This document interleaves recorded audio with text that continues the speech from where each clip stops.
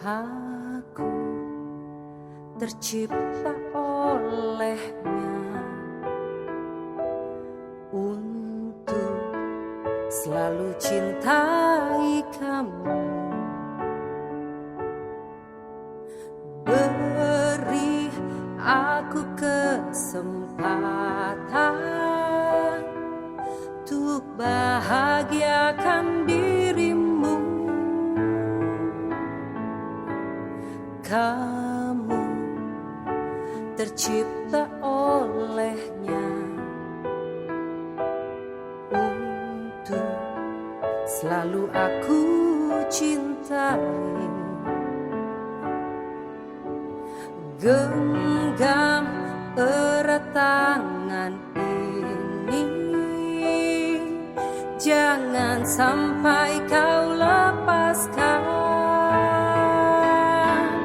Sampai aku tutup usia, kan ku jaga hatimu sampai aku tua.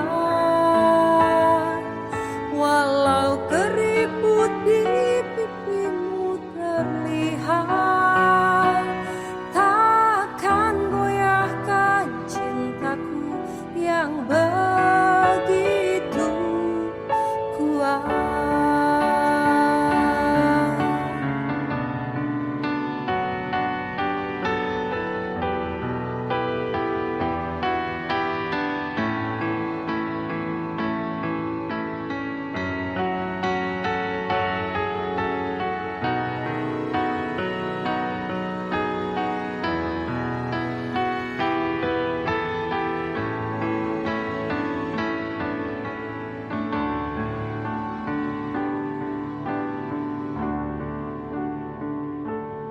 Kamu tercipta olehnya untuk selalu aku cintai. Genggam erat tangan ini, jangan sampai kau lepaskan. Sampai aku tutup usia, kan ku jaga hatimu sampai aku tua. Walau keriput di pipimu terlihat, takkan goyahkan cintaku yang begitu kuat.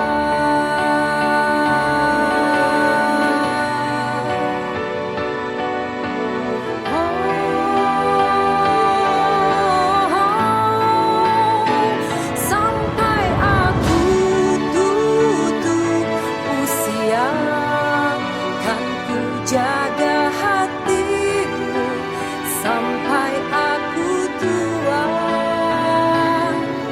Walau keriput di pipimu terlihat, takkan goyahkan cintaku yang begitu kuat.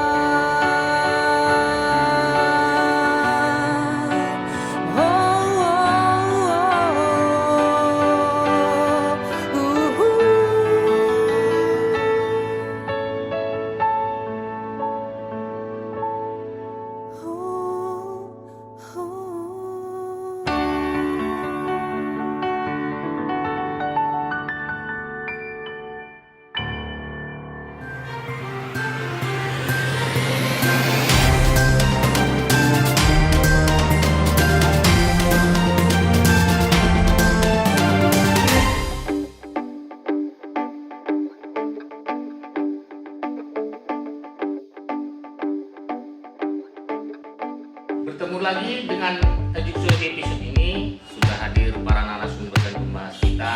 Antara lain beliau adalah Bapak AKP Ari Haryono dan Bapak AKP Ruman Hakim Sembiring. Begitu juga yang tak asing juga bagi kita adalah Bapak Dr. Jonas Saat ini kita kedatangan para bapak-bapak yang saat ini menjabat di jajaran Polres Simalungun. Nanti kita lebih fokus membahas tentang narkoba dalam perspektif lingkungan sosial masyarakatnya. Ya, kita langsung aja ke Pak AKP Adi Haryono. Ya. Kita mendengar Bapak saat ini adalah dipercayakan sebagai Kasat Narkoba di Polres Simalungun. Kalau boleh Pak, bisa nggak dikit ceritakan apa sih bedanya Satuan Narkoba di Kepolisian dengan BNN gitu? Ya, pertanyaannya bagus sekali ya, karena selama ini juga mungkin masyarakat bertanya-tanya. Ini kadang ada yang menangkap dari BNN, terkadang ada polisi. Jadi sebenarnya kalau dari fungsi tugas pokoknya tidak begitu jauh berbeda, tetapi ada beberapa hal yang mungkin yang tidak dilakukan oleh penyidik di kepolisian. Sesuai amanat Undang-Undang Nomor 35 Tahun 2009 tentang narkotika. Jadi sebenarnya ada 3 hal saja yang diamanatkan dalam undang-undang tersebut dalam hal pencegahan dan pemberantasan narkoba ini. Yang pertama yaitu tentang pencegahan, yang kedua pemberantasan, yang ketiga adalah rehabilitasi. Jadi dalam hal pencegahan dan pemberantasan baik itu dari BNN dan kepolisian itu kita sama-sama melaksanakannya. Contohnya pencegahan bisa kita lakukan dengan penyuluhan-penyuluhan, ya bisa kita memberikan himbauan-himbauan kepada masyarakat, kepada anak-anak sekolah, mahasiswa. Ya kita bergandengan selalu dengan BNN untuk melakukan himbauan. Begitu juga dalam hal pemberantasan, ya kita juga masing-masing sesuai amanat Pasal 81 Undang-Undang Nomor 35 Tahun 2009 bahwa selain BNN yang diamanatkan di Undang-Undang 35 tersebut, penyidik kepolisian juga berwenang untuk melakukan penyidikan tindak pidana narkotika. Jadi kita sama-sama, artinya bukan artinya kita tumpang tindih, tidak, ya sama-sama memiliki kewenangan. Mungkin pihak BNN memiliki informasi ataupun kepolisian, ya silahkan bekerja juga, bisa sinergi juga. Namun untuk hal yang ketiga tadi adalah rehabilitasi, memang itu dilakukan oleh rekan-rekan kita dari BNN. Kita tidak ada kewenangan untuk melaksanakan rehabilitasi baik itu medis ataupun sosial. Jadi sebenarnya hampir sama saja, hanya beda dalam hal rehabilitasi saja. Berarti narkoba ini adalah khusus dengan amanat Undang-Undang 35 itu Pak ya? Ya, kalau khusus untuk narkotika dia hanya diatur di Undang-Undang Nomor 35 Tahun 2009. Tahun 2009. Tapi untuk psikotropika ada undang lain, undang-undang tersendiri. Selama pengalaman ini Pak, apa kira-kira yang mempengaruhi faktor terbesar orang terjebak pada narkoba? Bisa sedikit cerita pengalamannya Ya. Dari pengamatan? Ya. Jadi kebetulan saya sudah yang ketiga kali menjalankan tugas sebagai Kasat Narkoba. Dari beberapa tersangka yang kita amankan ataupun yang dilaporkan oleh keluarganya untuk dilakukan rehabilitasi. Jadi terbanyak untuk penyalahguna ataupun pengedar ini di usia antara, bisa dibilang usia produktif, antara 20 sampai dengan 40 tahun lah. Yang pertama sekali memang ya faktor individual. Artinya kebanyakan nih anak-anak ini ya dia gampang terpengaruh juga. Kalau memang dia sudah matang, mungkin dia tidak goyang oleh lingkungan, oleh temannya, dia juga tidak akan mau terjerumus dalam baik itu pengguna ataupun peredaran narkoba. Kemudian yang kedua, faktor keluarga juga. Saya pernah mendengar pepatah lama yang mengatakan bahwa keluarga itu adalah benteng utama daripada negara. Saya rasa benar, karena disinilah fungsi kita ini, narkoba ini tidak bisa hanya kita bebankan kepada instansi-instansi yang berwenang. Ya, semua kita seharusnya bergandengan tangan sama-sama untuk berupaya melakukan pencegahan dan kalau bisa pemberantasan. Kemudian yang ketiga, ya faktor gaya hidup. Mungkin anak-anak muda ini pingin dibilang zaman sekarang gaul ya Pak ya. Pingin gaul, jadi ada temannya yang coba-coba, ada yang pernah menggunakan, ya dia pingin coba-coba, ya seperti itu. Kemudian yang keempat menurut saya ya faktor perekonomian juga. Sering kita lakukan proses terhadap seseorang pelaku, awalnya dia hanya coba-coba untuk menggunakan, kemudian karena juga tergiur dengan iming-iming hasil, ya terakhir dia ikut juga terlibat dalam jaringan itu. Dia pertama menggunakan, membeli, lama-lama menjualkan sedikit demi sedikit, lama-lama memperoleh keuntungan dari situ, sehingga dia termasuk ke dalam jaringan pengedar narkoba tersebut. Baik, terima kasih. Ya. Sementara itu aja dulu Pak Kasat, kita Ya. ke Pak Dr. Jonas. Dari apa yang disampaikan beliau tadi, mulai dari perbedaan penanganan narkoba termasuk pencegahannya, sisi kepolisian dan BNN, kira-kira dari sisi kesehatannya gimana, dokter? Masalah kesehatan, overdosis itu kan yang paling sering kan itu kasus kejadiannya itu kan overdosis. Overdosis bisa menyebabkan kematian. Kematian. Ya. Nah. Kalau dari sisi aktivitas sehari-hari, termasuk misalnya gangguan saraf atau mental, Iya, gimana? ya, konsentrasinya pasti terganggu, kerjanya pasti udah nggak ada yang beres, ya kan. Walaupun katanya ada beberapa kayak apa itu yang golongan amfetamin ya. Seperti Happy Five gitu ya misalnya. Yang katanya kalau pakai itu bisa meningkatkan produktivitas gitu. Oke, ke Bapak AKP Lukman Hakim. Dari selama ini sebagai Kasubag Humas di Polres Simalungun, ada tidak misalnya akomodir inventarisir informasi terkait tadi yang disampaikan soal perkara, termasuk soal kesehatan, gitu, yang masuk dari sisi kehumasan gitu misalnya? Jadi ya kita sering melakukan sosialisasi, termasuk juga dengan dari rekan kita sejawat juga dari Binmas, ya kita sampaikan juga kepada Babin Kamtibmas agar setiap ada tertangkapan ataupun apa yang diungkap oleh Sat Narkoba, kita sampaikan juga, kita distribusikan juga, kita share agar sama-sama memviralkannya dengan maksud dan tujuan agar masyarakat tahu tentang bahayanya narkoba. Terima kasih Pak. Kembali ke Pak Adi Haryono. Ya. Kita baru dengar kemarin Pak beberapa hari yang lalu, kalau kita nggak salah, ada webinar ya yang dilakukan oleh Bapak Kapolda Ya. tentang kampanye stop narkoba ya. Ya. Bisa cerita dikit Pak apa yang menjadi inti-inti pembahasan Iya, webinar tersebut? memang baru kemarin sudah dicanangkan oleh Bapak Kapolda, kemudian diikuti oleh Pak Kapolres dan kita jajaran Polres jajaran Polda Sumut. Webinar tentang kampanye anti narkoba tersebut memang sekarang sedang kita gaungkan. Kampanye itu nanti kita lakukan secara eksternal dan internal. Jadi eksternal itu kita akan gaungkan ke masyarakat tentang ya anti narkoba lah. Kita mengajak masyarakat untuk sama-sama bekerja sama dalam pencegahan narkoba ini. Kemudian secara internal juga baik itu kepada anggota Polri kita sendiri dan Bayangkari juga akan digaungkan kampanye anti narkoba tersebut, ya seperti pepatah kalau kita mau membersihkan lantai kita harus membersihkan sapu dulu. Ada slogan itu kemarin Pak, terlibat narkoba betul jiwa mati penjara apa Ya, kemarin? artinya mungkin banyak slogan tetapi maknanya saya rasa seperti itu Pak. Slogan terakhir kita yang gaungkan yaitu hidup sehat dan terhormat tanpa narkoba. Itu siap semua. Ya, karena kalau sudah memakai narkoba sudah pasti tidak sehat seperti disampaikan oleh Pak Dokter, dan terhormat itu yaitu tadi kalau sudah ketangkap masuk penjara pasti sudah tidak terhormat ya Pak ya. Jadi itu akan kita gaungkan nanti hidup sehat dan terhormat tanpa narkoba ya. Mudah-mudahan dengan kampanye-kampanye itu minimal kita bisa mengajak masyarakat untuk sama-sama minimal melakukan pencegahan. Nanti ada beberapa hal yang ingin saya sampaikan di poin terakhir. Kembali Pak Lukman ini. Siap. Dari sisi kehumasan, ada nggak selama ini yang terlihat bahwa informasi-informasi itu bisa menimbulkan plus minusnya gitu?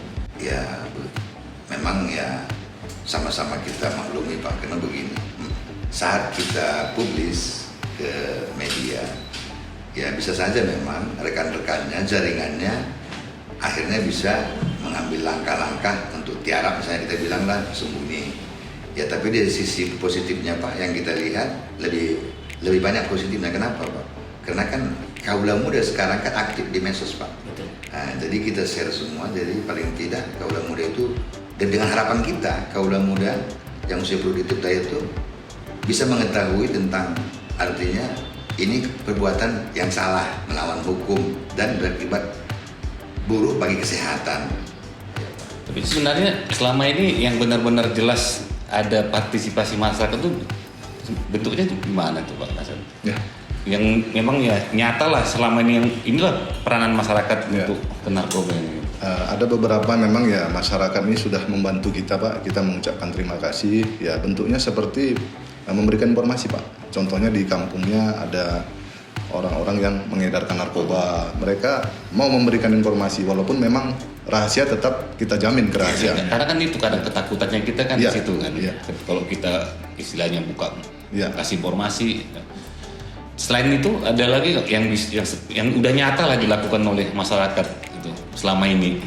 Partisipasinya untuk iya. mencegah. Selain pemberian informasi. Ya, selain pemberian informasi juga kita juga pernah juga dari keluarganya, baik itu selaku pengguna, mereka dengan kesadaran melaporkan keluarganya Pak. Jadi melaporkan keluarganya. Itu bagian partisipasi ya. Iya, untuk dilaporkan ke BNN ataupun kepolisian. Jadi mereka mohon untuk diamankan, lanjut kita kirimkan ke lembaga rehabilitasi. Itu salah satu. Kalau keluarga melapor itu si pelaku lah kita bilang ini itu nasibnya bagaimana kalau dilaporkan oleh Iya, keluarga? jadi sesuai amanat pasal 54 dan 55 Undang-Undang Nomor 35 tahun 2009. Jadi setiap orang tua daripada anak yang belum cukup umur itu sebenarnya diwajibkan untuk melaporkan. Kemudian yang dewasa juga diwajibkan untuk melaporkan dirinya sendiri. Tetapi kalau tidak mau ya keluarganya boleh melaporkan Pak. Nanti prosedurnya melaporkan ke BNN atau ke kepolisian. Nanti kita amankan. Setelah kita amankan ya sesuai permohonan keluarga mungkin untuk dibantu dikirim ke lembaga rehabilitasi yang mana kita bantu pengamanan Pak. Dan itu semua tidak dipungut biaya Pak, kita gratis Pak. Gratis, Ya. itu yang penting. Itu masyarakat. Dan itu ada proses hukum kalau kesadaran sendiri melapor. Oh tidak ada Pak, kalau memang sudah dilaporkan kita amankan ya kita kirim. Nggak ada ke- proses hukum ya. tidak ada. Jadi nggak usah takut lah. Nggak usah takut, daripada ditangkap lebih bagus melaporkan diri sendiri. Kalau ditangkap proses Lain, hukum proses pasti, hukum, Pak, iya, pasti Pak. proses hukum. Iya, Pak. Melapor nggak? Tidak Pak. Pak Kasat, ini kayaknya perlu aspirasi nih dari kita sisi masyarakat lah pada pihak kepolisian, apalagi khususnya nanti bisa mungkin menjadi penerapan di lingkungan Polres Malungun. Ya. Boleh nggak kita misalnya berangan-angan ada sanggar kegiatan untuk pencegahan narkoba, ada bentuk kampung anti narkoba, bisa mungkin sedikit kasih pandangan-pandangan tentang itu Pak gitu. Boleh Pak, jadi sudah ada di pikiran saya juga dan mungkin di beberapa ini sudah dilaksanakan mungkin di beberapa Polres juga ya. Desa bersinar Pak, desa bersinar narkoba. Jadi nanti kita mapping dulu, kita petakan dulu mana daerah-daerah yang memang selama ini tingkat kerawanan narkobanya tinggi, baik itu pengguna ataupun pengedarannya. Nah, jadi nanti kita akan bekerja sama dengan BNN, dengan Pemkab mungkin Simalungun, kemudian dengan TNI juga, dengan stakeholder terkait ya, langkah-langkah yang akan kita lakukan nanti secara bekerja sama. Kita lakukan langkah-langkah seperti pertama mungkin kita lakukan penyuluhan dulu, kemudian setelah lakukan penyuluhan kalau memang masih juga ada terindikasi pasti kita akan melakukan penindakan ya. Mungkin langkah-langkah berikutnya bisa kita buat posko ataupun kita akan membuat kegiatan-kegiatan untuk para anak muda sehingga tadinya bisa berbuat yang aneh-aneh seperti menggunakan ataupun terlibat jadi bisa teralih Pak. Contohnya kegiatan olahraga ya, itu pasti akan kita laksanakan. Semoga ini bisa tercapai Pak ya terlaksana. Ya. Jadi terakhir untuk Pak Lukman, kira-kira bentuk aspirasinya dari sisi vitalitas penyampaian informasi ataupun penerimaan informasi, apa kira-kira pendapat-pendapat yang bisa misalnya untuk lebih mengeksiskan di bidang informasi untuk pencegahan narkoba ini? Jadi harapan kita Pak, sebagaimana yang telah kita lakukan dari segi kehumasan,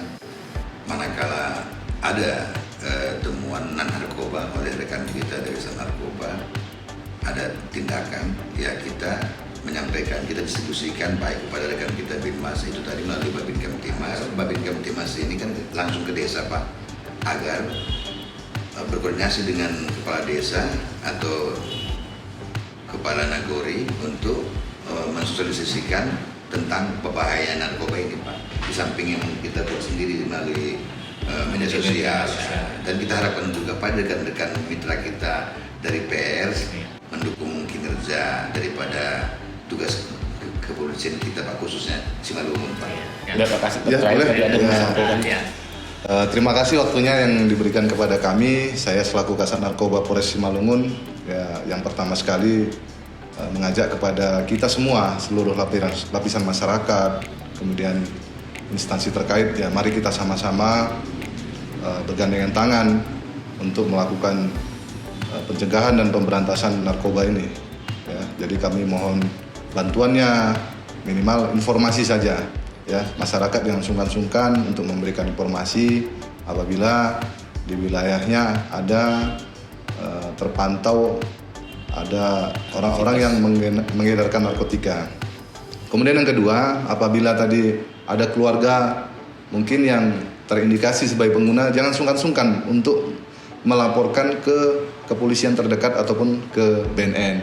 Ya, pasti akan kami jamin rahasianya, akan kita bantu untuk mengamankan dan mengantarkannya ke lembaga rehabilitasi. Ya, apabila dilaporkan tidak akan kita lakukan proses pidana. Ya, pasti akan kita kirim ke lembaga rehab, mungkin untuk direhabilitasi medis ataupun. Tapi ada call centernya, Pak?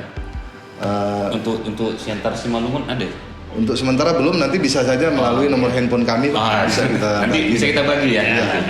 Ya, mungkin itu saja Pak yang dapat kami sampaikan Pak. Ya, terima kasih. Sampai di sini dulu tajuk so episode ini. Semoga apa yang kami bahas dan apa yang kami obrolkan menjadi aspirasi dan inspirasi untuk kita semua masyarakat, terlebih dalam mencegah untuk tidak terjebak dalam narkoba.